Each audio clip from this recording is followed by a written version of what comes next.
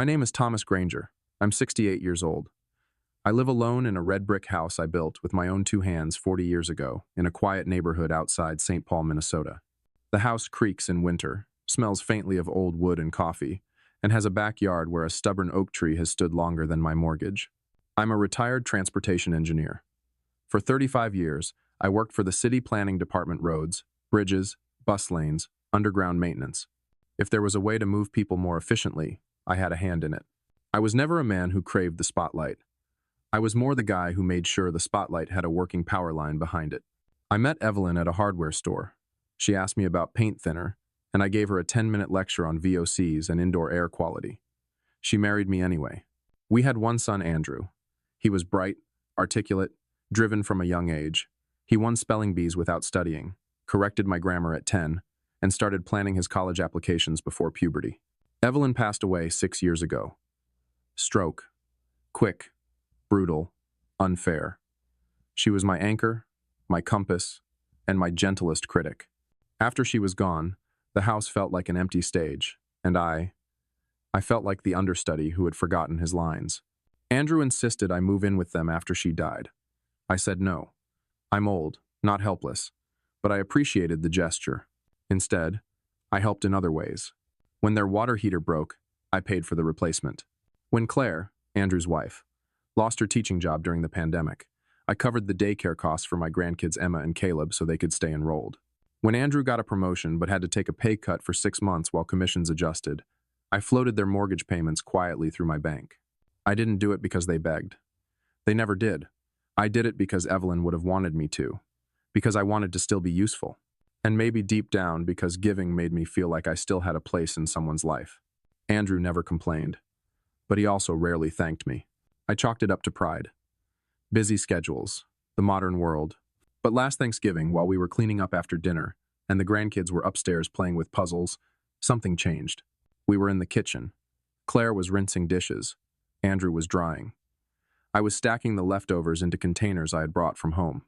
He sighed, pinched the bridge of his nose, and muttered under his breath, "You know, Dad, sometimes it feels like you're just another bill we have to manage." I froze.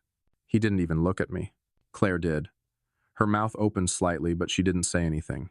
The moment passed quickly. He moved on to the next pan, as if nothing had been said. But I heard it. Every word. Every syllable. Just another bill. After all the years, after all the help, after all the silent sacrifices, he saw me not as a father, not as a foundation, but as a burden. I drove home that night in complete silence. No radio, no heat, just the hum of the road, and that sentence, echoing in my ears like a drumbeat. Just another bill. I stayed up until 3 a.m. sorting through bank statements. $15,000 for preschool, $9,000 for orthodontics, 8 months of partial mortgage payments, grocery gift cards, emergency vet bills for their dog, a new washer when theirs flooded the laundry room. In total, over $78,000 in 6 years. No contracts, no IOUs, just quiet help, given freely. And now I was just a bill. I spent the next week in a haze. It wasn't just hurt. It was a complete reevaluation of what the last 6 years had meant, what I had meant. Had I mistaken gratitude for dependency? Had I enabled irresponsibility? Had I filled the space Evelyn left behind by making myself into something they needed, not someone they valued? The answer stung, but it was clear. That's when I decided no more. I wouldn't confront him. I wouldn't yell, or guilt trip, or demand repayment. That's not who I am. Instead, I would do what I had done my entire life. I'd fix it. I'd fix what I broke by overextending. I'd fix the imbalance. I'd fix myself. The first thing I did was call my financial advisor. "Mike," I said, "I want to redirect all external payments. Nothing goes to Andrew's accounts anymore. Not a cent." There was a pause. Then Mike said, "You sure about this, Tom? It's been years." "I'm sure." Next, I canceled the automatic tuition contribution to the kids' school. I paid for one final month, just enough runway. Then I called the property tax office and removed my name from the split payment plan I'd set up for Andrew's home. By the end of the day, I had unhooked every wire connecting my retirement fund to my son's lifestyle. And for the first time, in a very long time, I slept through the night. I didn't tell him. Not yet. Let him feel it. Let him see what happens when the man he reduced to just another bill disappears from the ledger. Let him remember what kind of balance he's really been living on. But this isn't about revenge. This is about restoration. I'm not cutting him off because I want to punish him. I'm doing it because he needs to grow. And maybe, just maybe, so do I. It took 3 days. 3 quiet, peaceful days where my phone didn't ring, my inbox was quiet, and my home felt like mine again, not a satellite office for someone else's emergencies. On the 4th day, I got a voicemail from Claire. Hey, Thomas. I hope you're okay. Andrew's trying to sort out the tuition payment for Emma and Caleb, but something seems off. He thought maybe the system glitched. Let us know when you have a minute. No anger. Not yet. Just confusion. I didn't call back. Not to be cruel. I just wanted them to pause. To think. To wonder why something that always ran quietly in the background had suddenly stopped. By the 5th day, the confusion had turned into worry. Andrew called that night. He didn't leave a voicemail. Then he texted, Dad, did something happen with the school transfer? I let it sit for a while before replying. Number. Everything's fine, but I won't be covering tuition anymore. Thought it was time we talked about that. The dots on the screen appeared, then disappeared, then nothing. The next morning, he showed up on my porch. I knew he would. He didn't knock right away. I saw him through the window, pacing back and forth, arms crossed. Finally, 3 firm raps on the door. I opened it and gestured toward the 2 wooden chairs under the awning. You want coffee? I asked. He hesitated. Sure. I brought out 2 mugs, sat across from him, and waited. He didn't waste time. Why did you cancel the payments? I didn't cancel them, I said. I ended them. There's a difference. He blinked. Without talking to us first? I sipped my coffee. No offense, Dad, but this puts us in a real bind. We just enrolled Emma in the after-school STEM program, and Claire's still waiting on the district to call her back for sub-positions. I understand. Then why would you... He stopped himself. I'm just... surprised. You said I was just another bill, Andrew. He froze. I watched his throat tighten, his jaw working through the memory. You heard that? Clear as day. He leaned back in the chair, suddenly looking older than his 36 years. I didn't mean it like that. But you said it. He nodded slowly. Yeah, I did. We sat in silence for a while. The kind that only exists between 2 people tied by blood but divided by pride. Dad, we've just been juggling a lot. I know, and we never expected you to pay for everything. But you let me, and I let myself. He looked away. I didn't realize how much we depended on it until now. That's the point. Later that afternoon, I got a call from the school finance office. Mr. Granger, the woman said kindly, we wanted to let you know that the upcoming semester fees for Emma and Caleb are now listed as unpaid. I understand, I said. Their parents will handle it from now on. The woman paused. Of course, it's just that they were caught off guard. Sometimes that's what it takes to wake up. Over the next few days, the shift began to settle in. Claire called to apologize. She didn't ask me to resume payments, just said she wished they'd shown more appreciation when it mattered. Thomas, she said softly, I'm embarrassed that it took this to realize how much you've done. I'm not angry, I told her. I'm just done pretending this was healthy. Emma called next. At 9 years old, she didn't understand budgets, tuition, or family dynamics. But she understood that things were changing. Grandpa, she asked, are you still coming to my school recital? Of course, I said. Nothing about that has changed. Okay, because Mom and Dad were kind of upset this week, and I thought maybe it was because of me. My heart cracked a little. No, sweetheart, not even close. I'll be there, front row. Andrew and I didn't speak again for a full week. When he finally called, his voice was quieter. I looked over the numbers, he said. You've given us over $70,000 since Mom passed. 78, actually. I had no idea. You didn't want to know. He sighed. I'm not asking for anything, he continued. I just want to say I get it now. Do you? I'm starting to. The next Sunday, Andrew came over by himself. No kids. No Claire. He brought a grocery bag with bagels and cream cheese and set it on my kitchen counter like we used to do when he came home from college. I talked to Claire, he said. We're adjusting, rebudgeting. Emma might have to drop the STEM program. Caleb might switch to public kindergarten. And how do you feel about that? He hesitated. Honestly, it sucks. I feel like I failed my family. You didn't fail them. You just stopped outsourcing your foundation. He looked up. I'm not trying to shame you, Andrew, but I've realized something. What? That when I kept paying for everything, I wasn't helping you grow.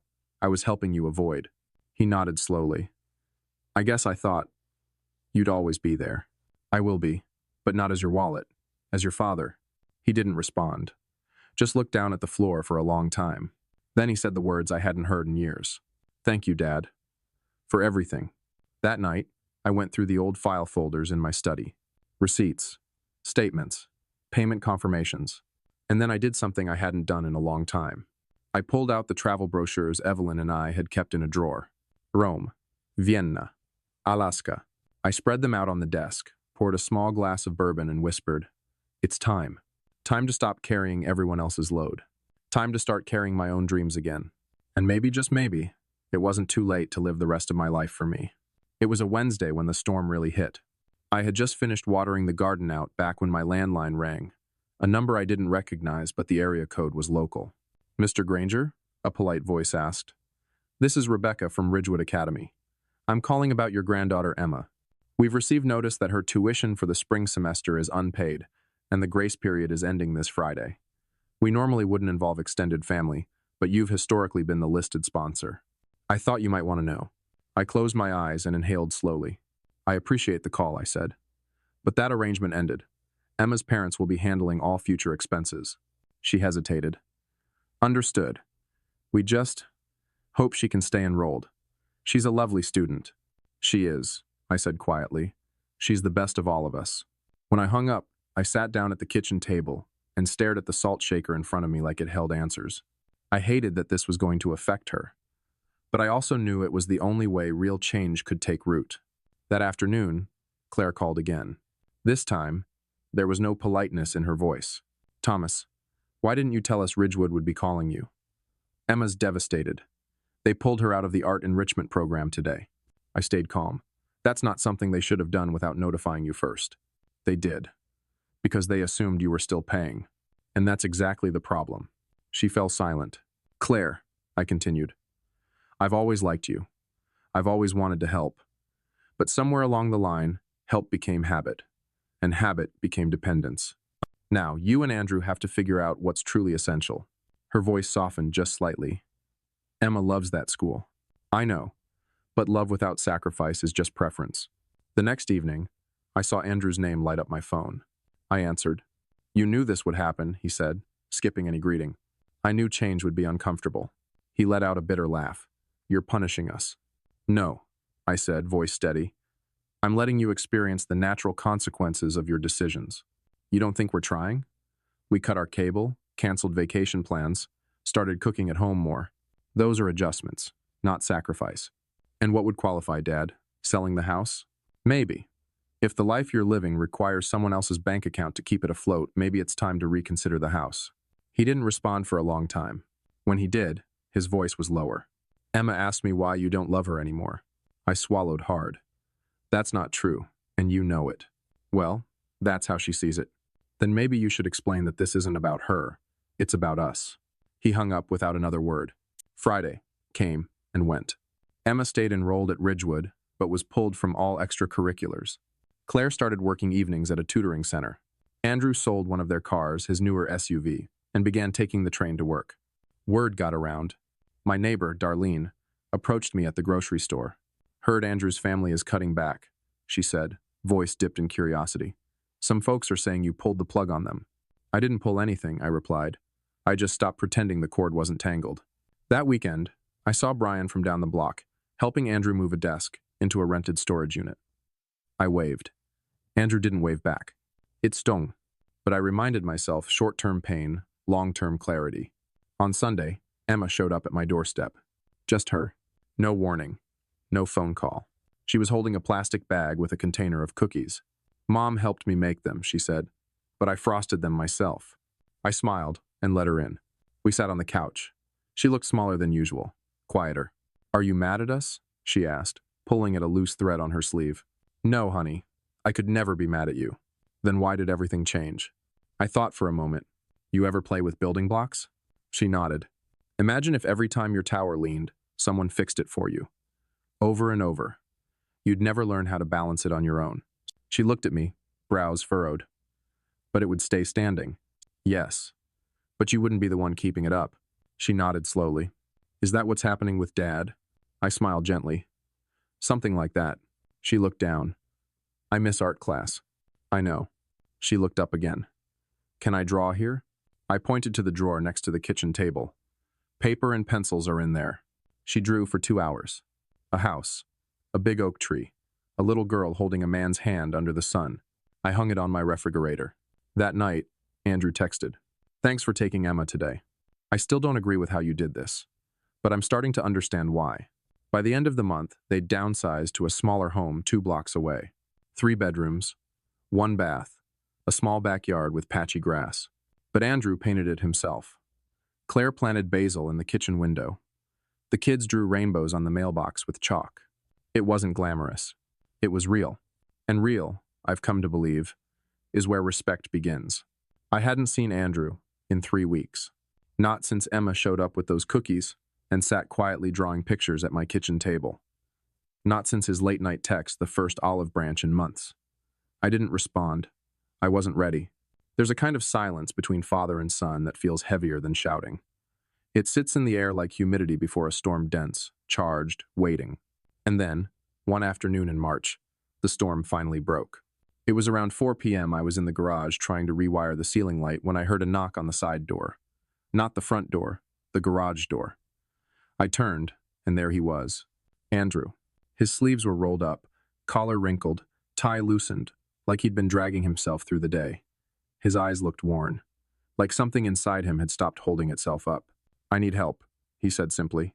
Not a hello, not a have you been, just those 3 words. And they carried 36 years of pride, pressure, and pain. I stepped aside, letting him enter the garage. We stood in silence for a moment before I broke it. What happened? He didn't look at me. Instead, he looked up at the broken light. Claire left. She took the kids to her sister's in Chicago. I blinked. What? We've been fighting, constantly, over money, over blame, over the house. She said she was tired of carrying everything, even though I'm the one working 12-hour days. Did you ask her why she felt that way? I didn't have to. I already knew. He exhaled, rubbing the back of his neck. She said I lost the ability to appreciate what we had because I never had to fight to keep it. The words hung between us like fog. Was she wrong? I asked gently. Andrew didn't answer. Instead, he sat down on an overturned paint bucket. You know, he said, voice cracking. I used to think being a man meant providing, being strong, always knowing what to do. He looked up at me then. But now I don't even know how to talk to my kids without feeling like a fraud. That's when I finally sat across from him. Being a man isn't about never falling, I said quietly. It's about getting back up and owning the part you played in the fall. He looked at me, eyes reddening. You think I failed? I think you're human, I said. And humans only grow when they're forced to. We went inside. I made coffee black for him, 2 sugars for me, and we sat at the table we hadn't shared in nearly a year. He told me more. How their savings dried up faster than expected. How selling the SUV only bought them time. How he applied for a promotion and didn't get it. How Claire begged him to just ask me for help again, and how his pride wouldn't let him. I thought if I could just survive long enough, I'd prove I didn't need you anymore. I nodded slowly. But needing someone doesn't make you weak, Andrew. It just makes you someone. He looked down at his cup. I guess I never realized how much you were doing behind the scenes. When I was younger, I thought the lights just stayed on, the fridge just filled itself, the holidays just happened. I smiled faintly. That's the problem with good parenting. If you do it right, they think it's easy. Later that night, he asked to stay over. I gave him the guest room. At around midnight, I walked past his door and heard muffled crying. It wasn't loud, just quiet, aching sobs of a man who finally let himself feel everything he'd been avoiding for years. And for the first time in a long time, I didn't feel angry. I felt compassion. Not pity, not relief. Just that quiet, deep understanding a father has for his son when the armor finally falls off. The next morning, we sat on the back porch. The air was cool, and the birds were louder than usual. Emma had drawn a picture in chalk on the patio stones before Claire left 3 stick figures under a sun holding hands. Andrew stared at it for a long time. I want to get them back, he said finally. I don't know how, but I want to. Start by getting yourself back, I said. When your kids see you trying, not pretending, but really trying, they'll follow. He nodded slowly. I also wanted to say, I'm sorry for what I said at Thanksgiving, about you being a burden. I let the words settle. Thank you, I said. He looked at me. I didn't mean it. I was angry, scared. I know, but I needed to hear it, because it showed me how far apart we'd drifted and how much we both needed to grow. We sat in silence, sipping coffee. For the first time in a long time, I felt like a father again. Not a wallet, not a fallback plan, not a burden. Just a father. The morning after Andrew stayed over, the air felt a little lighter. We didn't talk much over breakfast, some eggs, toast, coffee, but there was an unspoken shift in the room. Something about him had softened. Or maybe it was me. Maybe letting him break, just a little, made space for healing to begin. I should probably head back, he said, stacking his plate in the sink. Claire said she'd be driving back from Chicago in a few days. I want to be there when she gets home. I nodded, wiping down the counter. You know what to do. He paused, turning toward me. I think so. For the first time in a long time, I think I actually do. The next few weeks moved quietly but purposefully. Andrew didn't come by much, but we spoke on the phone, something that hadn't happened regularly since he moved out at 24. Sometimes it was short. Just, Dad, do you know how to change a water heater filter? Or, hey, how do you keep squirrels out of the attic? Other times, it was longer, more personal, like the night he called just to say, Emma asked me what respect meant. I told her it's treating someone the way you'd want her to treat you when you're at your lowest. That one stayed with me. Claire did come back. Not right away, not with open arms, but she returned. Andrew didn't beg. He didn't promise the moon. Instead, he apologized. To her, to Emma, to Josh. He offered no grand solution, just his presence. He picked the kids up from school himself, even if it meant leaving work early. He cooked dinner poorly, but with effort. He sat through school plays, even when he was exhausted. He folded laundry with Emma on the floor, while Josh used him as a jungle gym. I watched from a distance. He didn't ask me to babysit. He didn't ask for money. He just showed up, day after day, week after week. And something beautiful started to happen. One Sunday, Andrew invited me over. It was a small gesture, burgers on the grill and canned lemonade, but it meant something. Claire opened the door. Hi, Mr. Granger, she said with a small smile. Tom, I corrected gently. Or Grandpa Tom, if the kids are around. She laughed softly. They've missed you. And they had. Emma ran out first, clutching a drawing of our family that now included me again, stick figure grandpa with a cane and a big red smile. Josh followed with a toy truck, eager to tell me about the monster hill he and Andrew had built out of dirt in the backyard. It felt normal, and normal hadn't visited in a long time. Andrew stood at the grill, tongs in hand, eyes focused. Dad, he said without looking at me, remember when you used to say you wanted to retire and spend your time doing woodworking? I chuckled. That dream got buried under utility bills and orthodontist payments. Well, he said, flipping a patty, Claire and I talked. We want to pay you back. I raised an eyebrow. For what? For the years you carried us, he said simply. For the things we never even saw you do, and for the second chance. I don't want your money, Andrew. I know, he said, but maybe you'll take something else. He reached into a cooler and pulled out a wrapped package. Inside was a set of brand new chisels. The kind I used to admire but never buy for myself. You've spent your whole life making things better for everyone else. Maybe now's the time to make something just for you. I didn't respond right away. Instead, I held the tools in my hands, feeling their weight. Real, solid, earned. Thank you, I said, voice thick. But the best thing you've made is this. I gestured to the backyard, to the kids chasing bubbles, to Claire laughing, to the peace I hadn't seen in his eyes in years. You made your family again, son, and that's worth more than any tool in the world. That night, back at home, I sat in my shed and unpacked the chisels. I ran my fingers along the smooth handles, imagining what I might build. Maybe a bookshelf, a toy chest, a bench for the porch. Something simple, something lasting. It reminded me of parenting. You spend years carving, sanding, refining, never quite knowing if you're doing it right until one day, what you've shaped stands on its own. Maybe a little uneven, maybe with scars and scratches, but strong, capable, real. I got a call a few days later. It was Emma. Grandpa Tom, she said, breathless. Daddy said we can build a birdhouse this weekend. Will you help us? I smiled, not because I had nothing better to do, but because, after all this time, it finally felt like my turn to choose to give, not because I was needed or expected or obligated, but because I was wanted. And that, more than anything, felt like the repair was complete. Fall came early that year. Leaves in my neighborhood turned gold by mid-September. The air grew crisp, and the mornings had that hint of smoke and cinnamon that always reminded me of Evelyn's baking. But this year, I didn't stay in. I packed up a duffel, cleaned out the truck, and finally took the trip I'd been postponing for almost a decade. The open road called to me the way it used to when I was younger. No GPS. Just a map, a thermos of coffee, and the kind of peace that doesn't come from silence, but from movement. I headed north to Lake Superior, then west toward the Badlands. For the first time in a long time, I didn't answer to anyone's schedule, but my own. It wasn't to prove anything. Not to Andrew. Not to myself. I wasn't running away. I was reminding myself that before I was a father, I was a man. A person with dreams, thoughts, stories, some still waiting to be written. Every few days, Andrew would text. Simple updates. Emma won her spelling bee. Josh lost a tooth and demanded a visit from the Grandpa Fairy. Claire made your meatloaf. Didn't turn out as good. She blames the oven. I smiled each time. I didn't reply immediately. Sometimes not for a full day. Not because I didn't care, but because I needed space. And so did he. It's a strange thing, realizing that absence can be a form of love.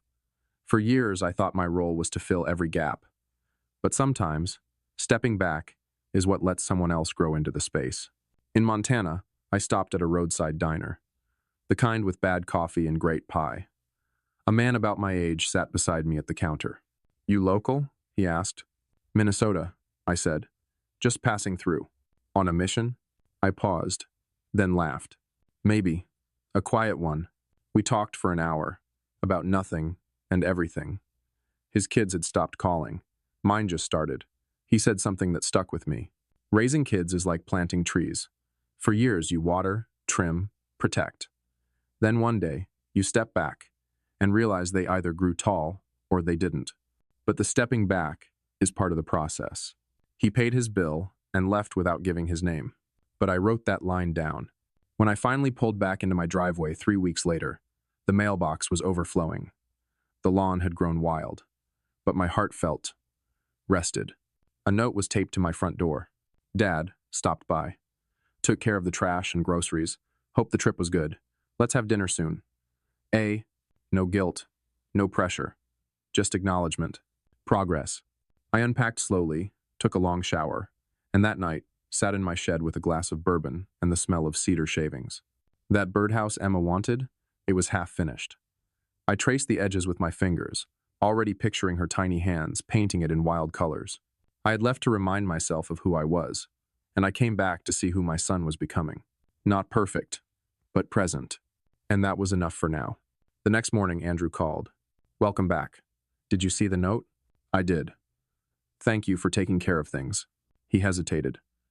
"Claire says I've been, different. In a good way. Emma says I listen more. Josh says I snore louder, but 2 out of 3, right?" I chuckled. "You're doing good, son. I learned from the best," he said.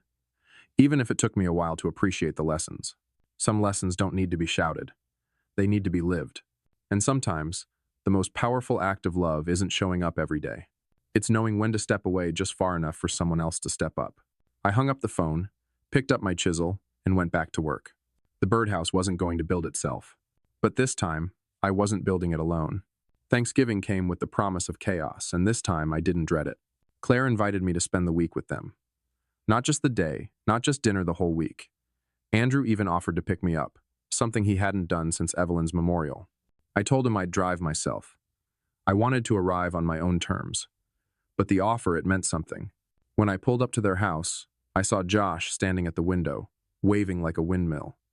Emma opened the door before I even knocked.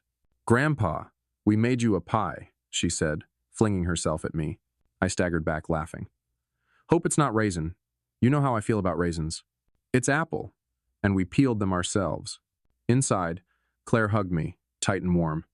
Her smile had a weight to it, not the kind of burden, but the kind of presence that says, "I see you, and I'm glad you're here." Andrew lingered in the kitchen, carving turkey and pretending not to get emotional. I stood next to him, reached for a slice. "You've done well," I said, nodding at the spread. He shrugged. "Claire did most of it, and you showed up. That's more than half the job." He looked at me, then really looked. "I'm sorry, Dad." "For what?" "For making you feel like you didn't matter. 4. That day in the kitchen. The word I used. I didn't need to ask which word. It had hung between us for months. I know, I said, and I forgive you. He nodded, eyes shimmering but not spilling over. That night, we ate too much, played board games, watched an old Western with Josh curled under my arm. It wasn't perfect, but nothing is. Before bed, Andrew handed me a small box. Inside was a wooden keychain, a tiny birdhouse. Emma painted it, he said. But the woodwork, I made it. Thought it could go on your shed keys. I turned it over in my hand. It was rough, uneven. A beginner's work, but it was priceless. Looks like I taught you more than just how to swing a hammer, I said. He grinned. You taught me how to build a home. Later, lying on the couch, I stared at the ceiling. What makes a man? I used to think it was how much you earned, how steady your hands were, how you carried your family on your back. Now, I think it's how well you teach others to carry themselves, and how you keep showing up, even after you've been knocked down. I closed my eyes, the keychain tucked under my pillow. This Thanksgiving, I wasn't just grateful to be included. I was grateful to be needed. Even better, to be wanted. The first snow fell gently, like someone shaking powdered sugar over the town. I stood at the window of my shed, watching flakes drift past the glow of the porch light. The birdhouse Emma had painted, now hanging on a hook outside, collected a soft white cap. It made me smile. Winter had always felt lonely since Evelyn passed. The house creaked louder, the silence settled heavier. But this year, something had shifted. I wasn't just waiting for spring. I was living through winter. It started with a letter. Not an email, not a text. An actual handwritten letter on blue stationery, tucked inside a red envelope in my mailbox. Dear Mr. Reynolds, my name is Peter Klein. I live 2 houses down on the corner lot. We haven't met, but I've seen you working in your shed and walking with your grandchildren. I'm 17, in my final year of high school. My dad left a long time ago, and my mom works 2 jobs. I want to build something for her birthday. A bench. Something she can sit on when she's tired from her evening shift. I don't know how to use tools. I don't know what I'm doing, but I want to try. Would you teach me? I read it 3 times. It wasn't just a request, it was a bridge. And I'd learned, the hard way, that bridges are rare and worth building. I walked over that evening and knocked on the Klein's door. Peter opened it, lanky and nervous. You're already braver than most, I said, holding up the letter. Let's get started tomorrow. That winter, Peter came by every Saturday morning. We worked side by side in the cold, hands stiff in gloves, breath visible as we measured, cut, and sanded. He asked questions, good ones. And he listened. Really listened. The way young people sometimes forget how to do. He told me about his mom, her love for sunflowers, her back pain, her dream of visiting Maine someday. I taught him how to square a corner, how to oil the wood, how to fix a mistake without panic.